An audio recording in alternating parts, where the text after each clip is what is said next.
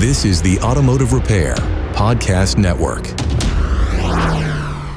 Hey, welcome everyone. Carm Capriotto. Good to see you. Good to have you here. Always appreciative to your support and your listenership over all these years as we're heading into celebrating our 11th year of doing this podcast.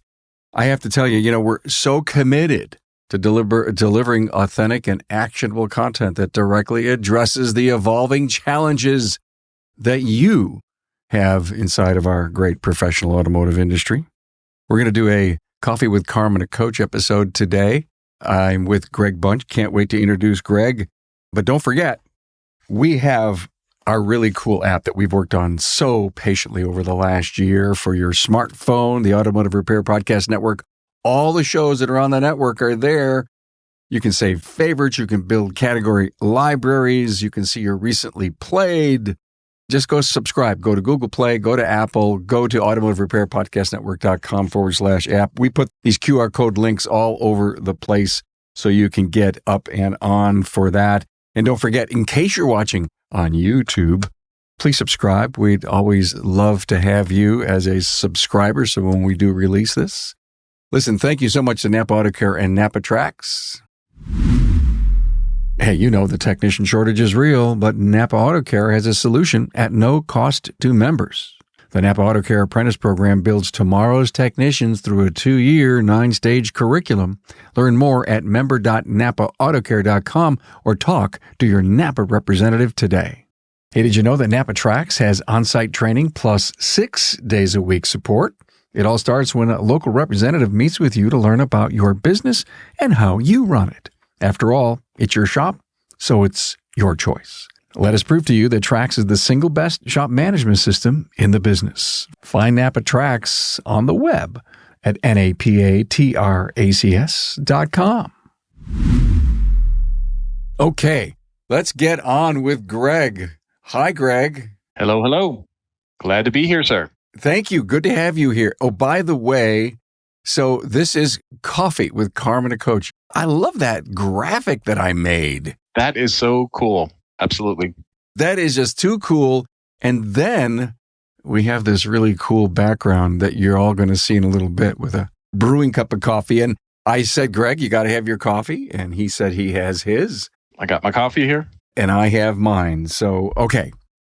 This is going to be a very powerful framework of a leadership episode. It's kind of like this, everyone, because Greg and I have already discussed this and I was blown away by what he's bringing to you. It's like we all have two voices inside of us that every shop owner, every specialist, every service advisor has. One voice builds you and the other one destroys you. And Greg is going to teach you how to have those pillars, if you will, of voices help build you. Right, Greg? Yes. We're going to go as far as we can. This is great. All these people inside of us and all these particular pillars. I just love your premise. This is really going to elevate our listener.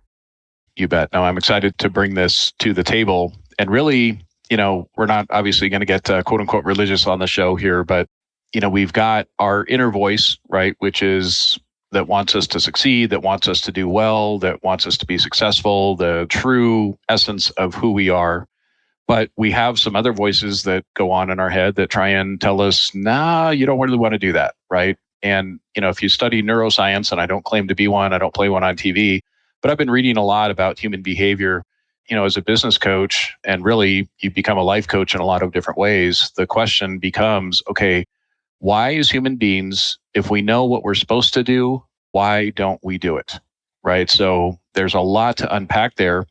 And I think we have this, what I call the monster voice. And that is that voice. And I give a whole presentation on this, but it's the overprotective security guard.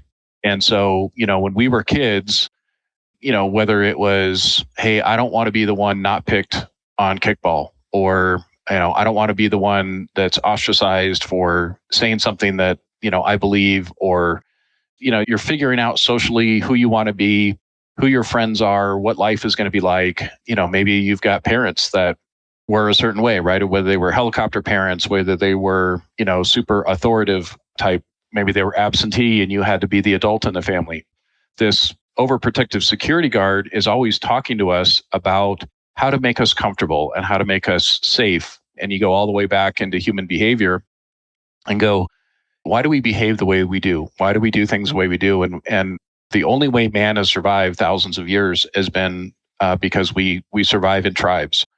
If you're in a tribe and you're all gathered around the campfire, you're not going to want to get kicked out of that, because literally you could be, kicked out into the jungle and eaten by a wild animal. And not only you lose your own life, but lose your legacy, right? Your offspring. Becoming part of a tribe and staying within that tribe literally was a point of life and death back in the day. Well, now, right, it may have an emotional pain, but it's not necessarily life or death. But, you see somebody's willing to share their opinion just between you and that person, but you put them in a crowd and they may have a strong belief they're not going to voice. And that it really traces back to, hey, I don't want to rock the boat. I don't want to be seen by the quote unquote tribe as being an outsider. And so this voice that we have, it's not really designed to make us successful. It's not designed to push the envelope. It's not designed to push us out of our comfort zone. It's designed to keep us safe.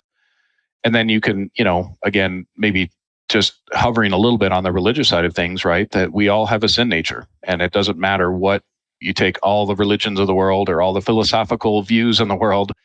I think everybody knows that human beings have a propensity to be selfish, to do things in our own self-interest that could be harmful to ourselves, to other people. So I think that voice is in there too. But as I've been studying this and learning this, really there's a separation between those two voices, three voices really, right? That, your authentic self, you've got this overprotective security guard in our brain. And then we have, what I'm going to call the sin nature that says, hey, you know what, you can get away with this, or, just that selfishness really that I think we all are born with and we all have to fight. Greg, ever since you told me about the monster voice, I started to really think about it a lot. And I started to think that, do we get that? Does it overwhelm us when we have fatigue or stress, or maybe we're a little bit in isolation, or we're overwhelmed, we're financially pressured, we're exhausted, we're unsupported. And that monster voice has a chance to take over a little bit of our world. Absolutely. I was talking to a client yesterday, and he's involved in a family business.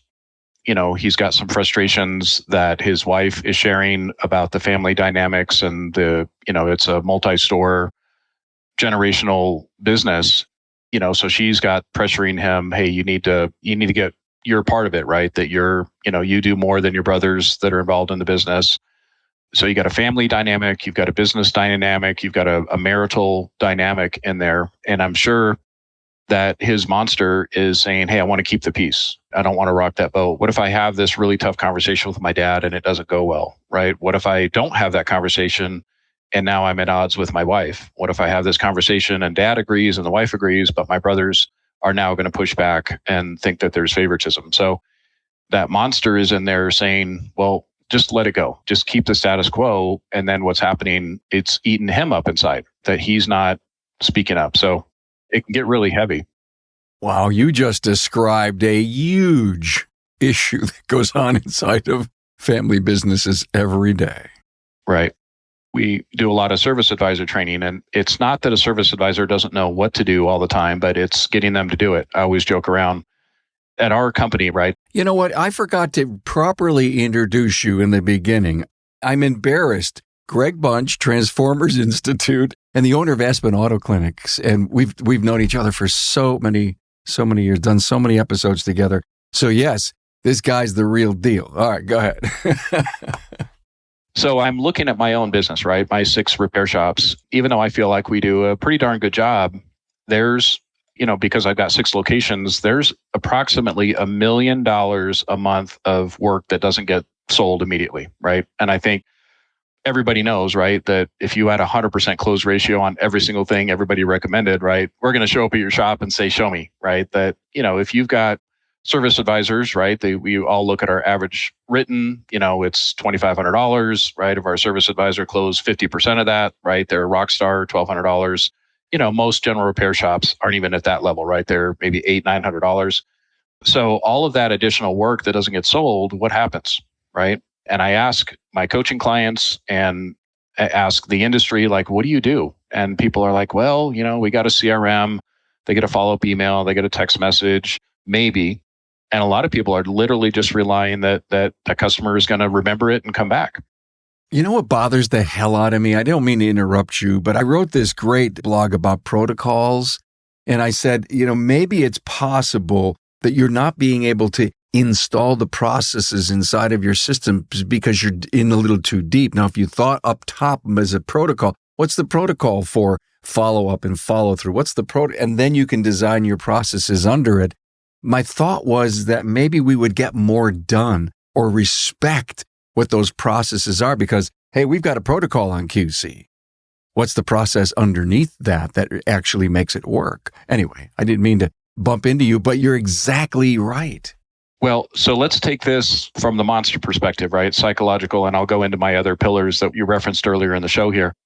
$1 million of work that's not being sold, right? If you go to your advisor and just say, hey, why don't you jump on the phone, right? Kind of have a slow day today, not a lot on the schedule tomorrow. Why don't you call some of that declined work and try and fill up the schedule? Well, the reality is, and I'm sure shop owners are going to shake their head when I say this, your service writers would probably rather go clean the bathroom than go do that. Okay. They're going to find every reason. Let me do a parts return. Let me do a inventory check. Let me clean the bathroom. So the question is, again, why aren't they doing that? And to me and the service advisors that I've talked to, right, it goes back to that monster voice going, well, you don't want to bug people. You don't want to annoy people because once in a while you're going to step on a landmine, right? You're going to find out that they took it to their Uncle Sam. You're going to find out that they don't believe the repair that was done, that you charged more than the guy down the street. And you get a few of those calls, and now your protective monster says, well, don't do that again. That hurts. Nobody likes to feel rejected. You just got rejected. You got kicked out of the village, per se, of your customer base. Not realizing that 95% of those people are going to be thankful that you called and got them rescheduled, but we hone in on those people that we had a negative experience with. The other pillars that you were talking about, and I can go as deep as we can. I know we're going to have a short amount of time here together for how deep this can really go.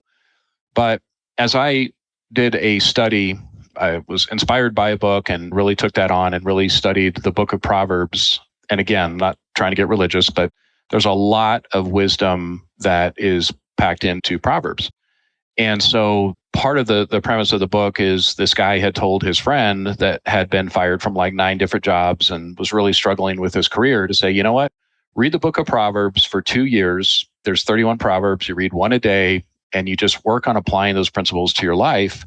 You'll see that within a couple of years, right, your life is going to look differently. And he tells the story that took him probably about a year to really turn things around in his life. And the guy's a successful multimillionaire business owner now. And so, and I had been doing that already and I'd gone through seasons of life where kind of reading through those and like, okay, there's some cool stuff in here, but digging deeper and going, okay, what do these words really mean? So there were 4 words that really stood out, and that was wisdom, knowledge, understanding, and diligence. It's peppered throughout all 31 Proverbs. So I'm like, okay, what does that really mean? And I added one from a class I took back in my early 20s, even before I owned any kind of business. And that was when they said, when you're reading something and it says righteous, think of the word right choices, right? So I added that pillar in there too. As I was studying this and going, okay, wisdom is really, knowing what that right decision is. So, Dave Ramsey talks about this on his radio show, right? I provide wisdom, the same thing that your grandmother would have told you. I think we all know wise principles when it comes to money. And that is, don't spend as much as you make. Save for a rainy day. Like we all know that's good wisdom. And so then we have knowledge, right? So knowledge would be, okay, how much do I make? How much are my bills? What can I do? How much do I need to invest? Where can I put an investment, right? So that's the knowledge component. So somebody could know that and still not do it. And then understanding is, okay, what are the interest rates that I can get? What is the risk level of those investments? Understanding how money flows in and out of their budget or, household or within their business. Now the key comes up is diligence. Diligence is that guy that doesn't care how you feel. And if you read the book Atomic Habits, that's really what it's about. Like diligence is doing what you know that needs to be done, whether you feel like it or not. And then right choices would be, hey, I'm not going to do something immoral, illegal to generate money, right? I'm going to do it in an honest, ethical way. It's not going to violate my core values. And so as I looked at these 5 different pillars that come out of there and studying what each of those words mean, one of the things that gets brought up in my coaching calls as we're talking about this is, man, the one I struggle with the most is diligence. And I'm like, so that goes back to that component of human behavior. If we know the right thing to do, we understand the numbers, we understand our financials, we understand money coming in and out, why do we not diligently save money? Why do we make impulse purchases? Why do we not do those things that we know what to do? Why do we hold on to that employee that is on our payroll that really isn't earning their keep, right? All those components go into diligence. And so that's where that study goes, okay, there's got to be something holding us back as human beings from doing what we know needs to be done. And that's where I came up with this concept of the monster, right? This overprotective security guard. If you remember the movie The Village by M. Night Shyamalan. Oh, right. Yeah. I've seen that movie a couple times and it really didn't hit me till I started putting this together. And if you remember the monsters, and maybe people want to go back and watch that movie now, but those monsters, they weren't there to kill people. They were that overprotective security guard. The elders of that village believe that if we scare people, we'll keep them in our little safe village, right? They won't go outside and find out there's a whole nother dangerous world out there. But they were using this fear tactic that if you go beyond the fence, these monsters are going to eat you. They're going to kill you. So I kind of look at that same kind of a monster. That's what's in our head. Like, hey, Carm, you don't want to go do this or that, right? You know, what if people don't like it? What if you get rejected? What if it takes more time? What if it means you got to get up earlier in the morning? Whatever that might be, that have an uncomfortable conversation. Showing up when it's hard. And so you have to figure out a way, and there's different protocols to kind of overcome that voice, right? Of saying, you know, and one of the tools is literally you take 5 seconds, you shut down that voice. Like, I know this is the right thing to do. I may not feel like it, but I'm going to do it anyway. And so really where I looked at, and then, you know, I've read a lot of leadership books, I've read a lot of business books and self-help books and podcasts and all that. And I go, every one of them I've ever listened to all tie back to one of these 5 pillars, right? Atomic Habits is about diligence. From Good to Great is all about wisdom and knowledge and understanding, right? That you tie it back and go, man, there's just so much to unpack there. What's the enemy of our success, right? It's usually not an external force. It's an internal voice that's holding us back from our true potential. Hey, you know, it's no secret the automotive industry is facing a technician shortage, but NAPA Auto Care has stepped up with a powerful solution, the NAPA Auto Care Apprentice Program. And the best part, it's completely free for members. This program was pioneered by shop owners Pete McNeil and master technician Jake Sorensen at McNeil's Auto Care in Sandy, Utah. They recognized that waiting for skilled technicians to appear wasn't an option, so they built a program to grow their own. By recruiting motivated individuals with the right passion and attitude and providing them with structured training, they proved that apprentices could become the next generation of skilled, certified technicians. The program features a comprehensive 9-stage curriculum with in-depth classroom videos, instructor-led NAPA Auto Tech classes, web-based courses, and hands-on training with a mentor. Apprentices move at their own pace, typically completing the program within 2 years. Graduates earn 4 ASE certifications, the G1, A4, A5, and air conditioning, and are officially registered with the Department of Labor as Journey Workers Automotive Technicians. And here's the business benefit. As apprentices gain skills, they generate billable hours, often boosting shop profits as early as stage 5.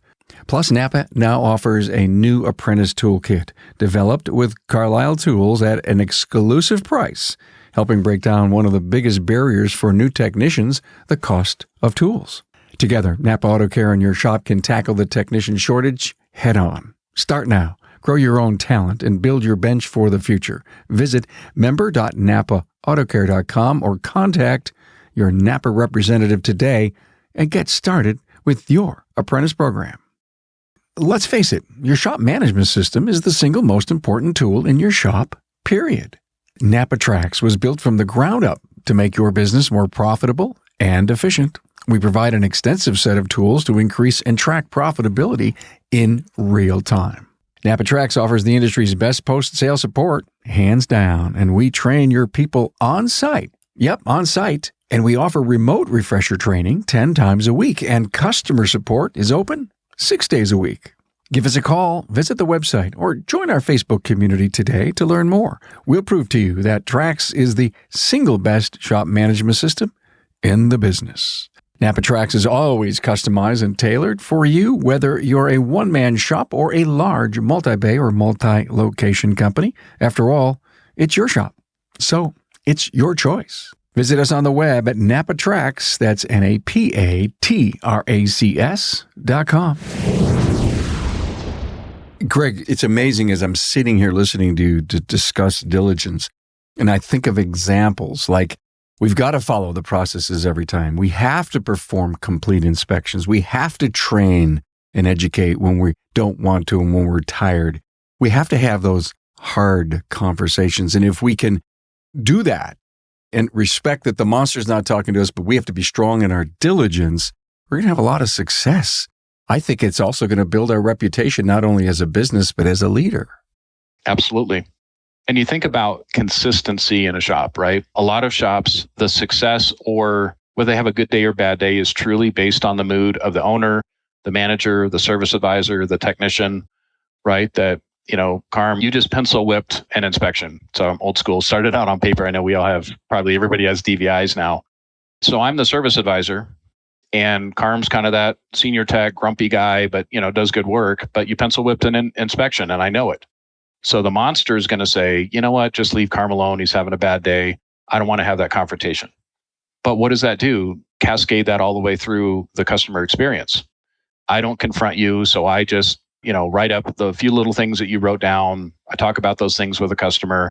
And now that car is on the road. There's a breakdown. There's, something, the deferred maintenance that caused a further issue. Now that customer is back upset at us.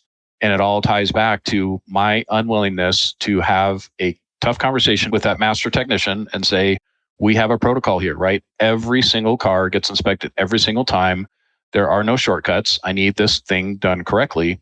Even if that, you're going to bite my head off, right? Like, it doesn't matter. We have a system and a process to follow in my shop. It doesn't matter what mood you're in. It doesn't matter that you don't feel like it. It doesn't matter that you got to pull that car back in and do the job right. If that system is not followed because it's based on somebody's mood, the customer suffers from that. The business suffers from that. Yeah. I'm just thinking here. Here's this guy, Carm, over in the shop who failed to do it completely right. And I'm, if you will, a shop manager knowing this and thinking of what goes on inside of my mind is what kind of conversation should I have with Carm? Legacy guy, he knows better. And I think part of us overthinking what we should do prevents us from doing it a lot of times. Absolutely. Well, if you think about it, right, what does a service advisor really get paid for? They get paid to properly communicate. Be the client advocate. So if you are the client advocate, you've got to get this person on your side. The inspection, okay, it's about safety, reliability, and it's about trust. We can't miss stuff, even though they may not be happy that they may have to have it done. But today, in our whole professional world, the DVI, the comprehensive inspection of safety inspection on that vehicle, it was brilliant when it was discovered. And I think we looked at it as a toy, but it's part of our professionalism. Carm, have you ever driven a performance car on a track with a instructor or anything like that in your life? I could have, but I didn't. Okay. Well, it's an interesting experience. So I've got an older 2002 911 and took it to the track. I'm not racing people, right? But it was like a Porsche event and they put a driving instructor in the car with you. And so, you get warmed up, you go around the track and we all have this internal gut of when we hit the brakes, how fast we can take that corner. Now, the instructor that knows another level is saying, okay, hold off, now brake, right? Or push through that corner. And what I found is my car outperformed my gut feeling, meaning that that car could outperform where my level of safety and comfort was.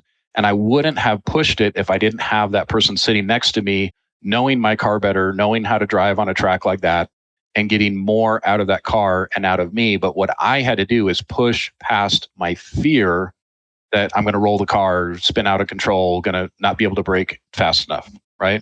So we take that analogy and we put it on the sales counter of a lot of service advisors will only talk to a customer, confront that technician up to that level where that knot in their stomach is telling them that that's far enough.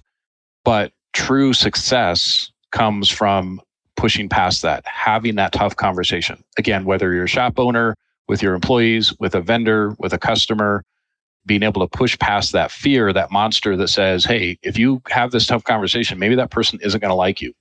Maybe they quit on you. Maybe they badmouth you, whatever that is.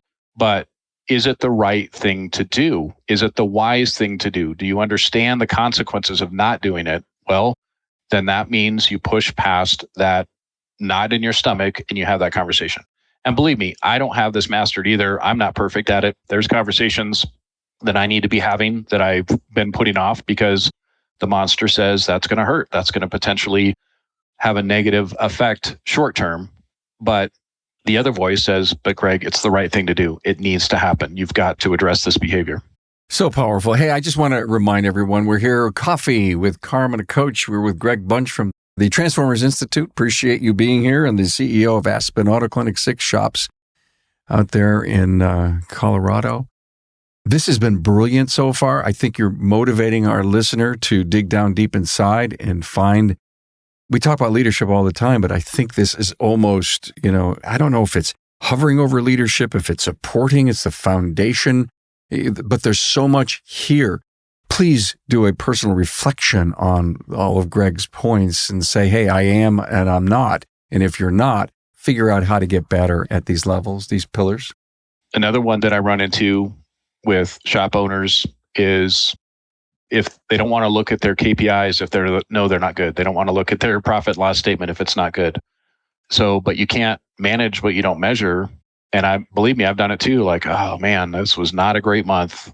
You open up your QuickBooks or your bookkeeper sends you the report and you're like, okay, here we go. But I don't want to look, right? And that head in the sand type mentality. And there's another part of Proverbs where, King Solomon writes, know the condition of your flocks. That's where the wool from your sheep, that's what they make the clothing, the food and all that. It's a call no matter what position we have in life, like we have to know, right? And that's that knowledge. Like, do I really know what's going on? Or do I put my head in the sand and as long as I don't know, it's not going to hurt me. So there's where knowledge says, I'm sorry. I don't mean to get unemotional on you, but you need to know what's really going on. When you and I were talking, you said something to me I wrote down. You said business is an emotional math problem. I wish I was the one that said that, but I read that somewhere. That was like a big light bulb that went off, right? That everything in the business has emotions tied to it. The emotions of our customers, the emotion of our employees, our emotions, when really, like you said, it's a math problem, right? So that's where knowledge and understanding come in. Go, hey, I know you may feel emotion for this employee, but they're not pulling their weight or whatever that might be. And, are you making a business decision? Or are you making an emotional decision? And if you confront that and you ask yourself that question, and some people will literally say, Greg, I know I'm making an emotional decision. This guy's been with me 25 years. He worked for my dad before I took over the business. I am willing to take a hit on my numbers because of the emotional attachment I have to this employee. What am I going to say to that? They own it. They're putting that relationship above, right, their profit margin. That's their choice. They're the business owner. But my job as a coach is to get them to look in the mirror, be able to voice that and admit that, and then understand now I own the consequences of that decision.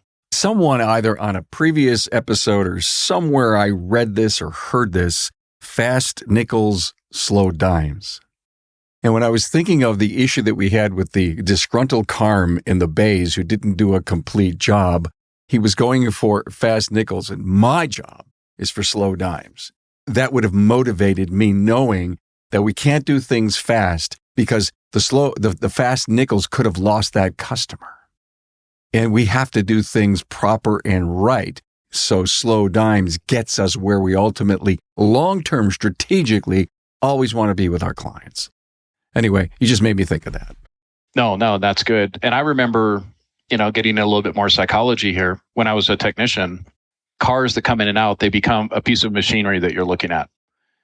And so when I had the opportunity to meet the family that was going to be in that vehicle or the driver of that vehicle, be able to look them in the eye, shake their hand, it did something to me as a technician to go, you know what?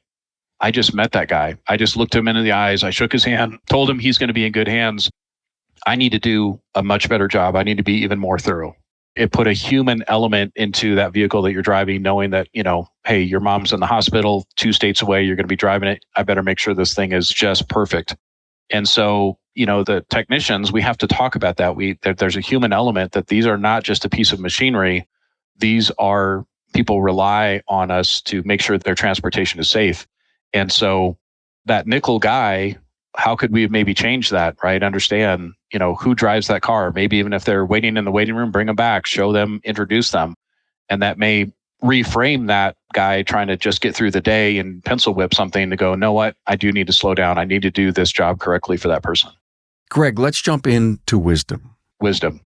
So where I started with this, Carm, and I'll have to send you a picture there. I don't know if you can put it on this, but I went onto Amazon and I bought a costume. I think it was a Moses costume, right? I was looking for that robe and then a long gray beard and gray hair. And so I was at the mastermind meeting and we were on a break. Nobody knew what was going on. So here I come from the back of the room up on stage. People are snickering like, what the heck is going on? And then I read this monologue as if I'm Father Wisdom, right?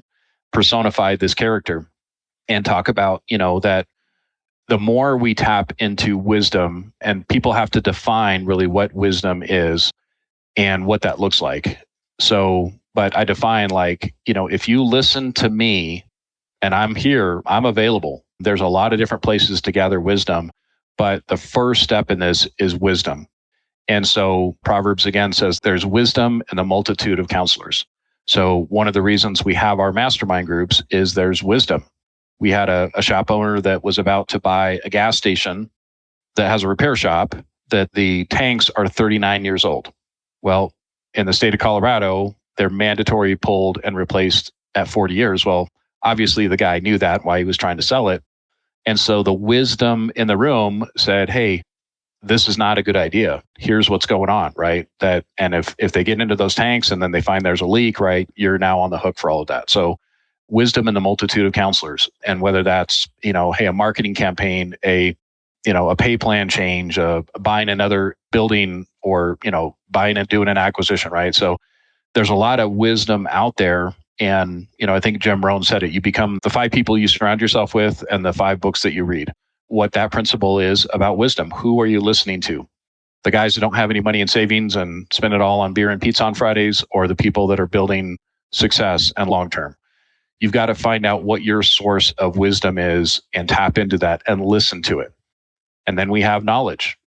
CPA is the one that gives us our knowledge, right? That doesn't hold back to say you're making money, you're losing money, here are your margins, your KPIs. Their knowledge is really unemotional. It's either this is the facts and this is the truth, whether you like it or not. So how willing are we to listen to that voice of knowledge and go, this is where I'm really at in life? Knowledge in my mind is learned and earned. Absolutely. And so is wisdom, right? That there's an element of, I used to teach my kids this, right? That smart people learn from their own mistakes, wise people learn from other people's mistakes. Years ago, as I kept going to more and more training and being involved in masterminds and associations, and then all of my selling the business and then working for corporate America, I started to realize that I was a perpetual student. Those 2 words just flowed out of my mouth. I own them words, I think, and I speak about that a lot. As a leader of any organization, an individual who's pick the role in the shop, you have to be a perpetual student. How they look at the opportunities that they have as clients and what should be fixed and what shouldn't be fixed. They're out there gaining knowledge, and you have to learn how that adapts and how you end up building that relationship. To not be a perpetual student in today's life and or in this professional industry of ours is wrong. And it's truly dangerous for our careers. So, we've probably both talked to people that said, I don't want anything to do with AI, right? It's the Antichrist or whatever. Well, you better have a knowledge of what AI is now, where it's going and how it's going to affect our industry, right? You can't put your head in the sand and expect to survive if you don't know what's happening regarding AI and what it's going to do in our industry. You've had him on the show before. We've done episodes on AI. We have marketing perspective on, instead of SEO, it's AEO. But we also, I'm getting ready to do an episode with Chris Cloutier. I mean, this guy's deep in AI. He's told me a book to read that I read on it, and I fell in love with what AI is today, where it came from, what it is today, and where it's going, and how it can help you. So, yeah, we can't ignore it, to your point. So you've had him on our, he's a friend of our network here, right? Brian Sump's been on your show before. And so, so he was in the room. We're talking about knowledge, right? Let's get real personal here. He was at some kind of a conference or something, and they had this, as a husband, how would your wife rate you from 1 to 10, right? 1, you're a piece of crap. 10, you're Prince Charming, the best thing in the world.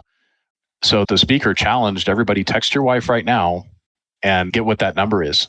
You talk about knowledge, not wanting to know, like, who is brave enough to do that? Brian Sump was brave enough to do that, right? And I think the number came back at a 7, which is, I think, pretty darn good. And then he had a conversation with his wife. Okay, what do I need to do to make that an 8 or 9? So that's taking wisdom. Don't get shocked if your relationship's not where it is. Knowledge is your wife's really telling you where things are at. And then understanding is understanding, what do I need to do, right? And if that means, for my wife and I, that I stop working at 6 o'clock at night, even though I could work till midnight, I need to cap it off, right? That becomes that time. Wisdom, knowledge, understanding, diligence says, okay, it's 6 o'clock. I know that Carm wants to talk, but let's postpone that till tomorrow, right? Like, honor that commitment diligently. And maybe there's room for, once in a while that, hey, there's an exception to the rule. But right now, that number can go up. Tying all of those things together for improving your relationship, improving your business. Okay, so a great episode. But what we have to do right now is to challenge every listener, male, female, whatever job it is in the industry, to go out and get rated. Go ask 1 to 10. Ask your employees, ask your peers, ask your significant other, ask your family, and collect those pieces of data and find out what your maybe average is at work, average is at home. And I love what Brian said. What can I do to go from 7, maybe to 8, honey? I know I'm not perfect, but what do I have to do? And, I think that, what a learning curve. You can't let your ego get in the way. And that's the monster. I don't want to face that. And so, asking our employees. I've got another client that recently did a anonymous survey, right? SurveyMonkey or something like that, a net promoter score internal for his employees, right? And learned a lot of very valuable information, right? I think I'm the best employer in the world. Well, 30% of my team doesn't. Why not? And it's not always pay, right? It's whatever. Hey, I wanted, you told me we were going to get more education when I came to work here, or work environment, or whatever that might be. We can't fix things if we don't have those numbers, right? Sending out a survey to our customers. We just had our mastermind meeting a couple of weeks ago, and we sent out a survey, and it's like, okay, let's find out what people said. Now, me, I really didn't want to do it because I'm like, no, it was a great meeting. Everybody's happy. Well, I think everybody was, but there was a few that, like, okay, there's some good points that we need to listen to. You and I both do industry events and speaking, and there's always those surveys, and human nature is we're going to gravitate towards the negative ones, but we need to know what they are. We need to look at, is that just an outlier, or did I really say way too many times? Or did I not respect? I got in trouble one time and I made an inappropriate crack about, that a shop was full of ex-cons or something like that, where, people have people's perception of a shop. And I had a gentleman come up, and I sincerely apologized. It wasn't part of my script, but he was an ex-con and he had some that worked for him, but he's like, look, we all turned our lives around, right? It was 20 years ago. We made some mistakes. And I'm like, you know what? That was absolutely wrong of me to go down that road. Learned a lesson from that. Greg, listen, it's happened to me. I've been there and I've done that. Felt so ashamed, if you will, after I apologized. And I said, you ass. I just kept being down on myself. But it didn't stop me. Okay. It honed my skills, if you will. It honed my better judgment. It honed my, if you will, impromptu-ness of you just thought it. It doesn't mean you have to say it moment, right? And part of what I think has helped me over the last 3 years is when we formed our Toastmasters group, Remarkable Results Toastmasters. And it makes you value the words that come out of you, if they're important and if they're not, and how you can speak. And a lot of times in Toastmasters, it's not what you say, but it's how you say it. My dad used to say that all the time. You can tell somebody to go to hell and they punch you in the face, or they high five you and laugh. It's a lot of how you say it. Hey, thanks for letting me know where I gotta go. I know. Oh my God. And again, this sounds like Pastor Greg here speaking. I don't mean it to be that way, but again, a proverb: power, life and death are in the power of the tongue, right? So our words have power, and the words that we speak and the words we don't speak. This is a perfect end, what you just said. And I know you could go on for 2 hours and dive really deep in this. Do you give this class when you're out at conferences? Not yet. So I have, for my internal Transformers group, I created this notebook with a dialogue. And so when I came out on stage, I read, and I didn't memorize it because it was like a page and a half, where I'm that character. And then I had Doris, who's on my team. So I think she was knowledge. I had Seth Thorson, who was understanding. I had Fernando, who's on my team, was right choices. And who am I missing? Diligence. I had somebody else stand up and do diligence, right? So we all read our parts. And then as we went through it, we made notes. Okay, what came out of that? What spoke to you? And then on the last mastermind group, I actually, even though I bought a monster mask, I was going to do the monologue as the monster, but I created an AI monster with the creepy background music and everything and the character. So I started with the monster dialogue, and then we went into a group discussion on, listening to our monster. What's he saying to us? Where's that monster voice holding us back from being more successful in our life? And where did that programming come from? And going back and understanding, as kids, like I said earlier, the kid that, their parents were kids themselves or weren't there, those kids had to grow up fast. And a lot of those turned into what we now know as our control freaks, which can be, you can leverage that for success. That, there's an element of being in control that brings business success and life success, but it can also go too far and stunt your growth. That the people pleaser, right? That, hey, I wasn't accepted in my social circle. Maybe I wasn't accepted very well in my family. And I knew that I had to walk on eggshells and just be agreeable to everybody.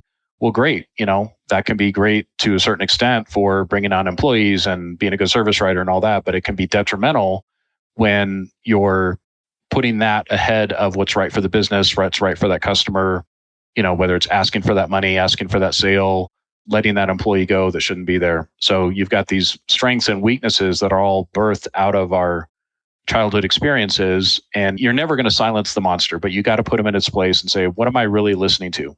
Am I listening to this overprotective security guard? Again, that you could use the Scooby-Doo analogy too, right? That there was always this monster that was scary.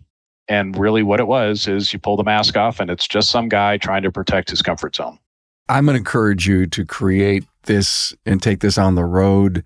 And I think the title of it is Silence the Monster. And I think people, and once you put your subtitle below that, I think you'll pack the class, because every single one of us knows that we have this alter ego, sometimes not good, the monster side that gets in our way of being super successful.